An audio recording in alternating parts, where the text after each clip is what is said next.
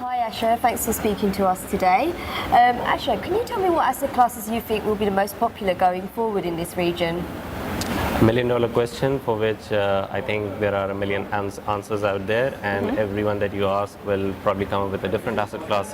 So if you ask me, what I have to say is that an investor needs to have a long-term conviction into any and every asset class that he feels comfortable with, for which he can do the due diligence, for which he understands the fundamentals.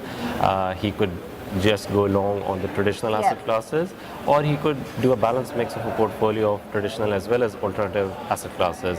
So it's not really a question of my picking up stocks or bonds or private equity or hedge funds and saying this is what it should be. But if you ask me in my personal capacity as to what asset classes would perform well, I think if we look at this region, the MENA region, I think private equity is a hard nut to crack, but once it's done, I think the upside on the private equity side in this region is fantastic. That's really interesting. And what can fund managers do to be successful in this region?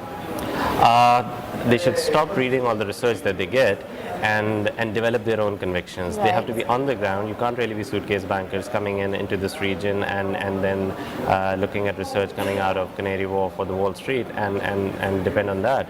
You have to be on the ground, talk to the family offices who are based here and have been working in different asset classes for many decades, and then build on their convictions and then take it forward from there. And are fund managers doing this? Do they have people on the ground?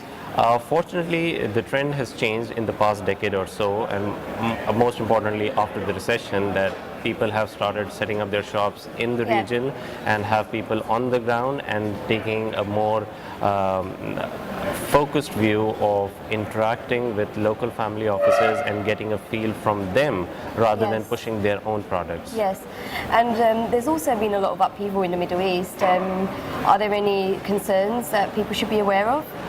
It's dubbed as the Arab Spring, and spring is good.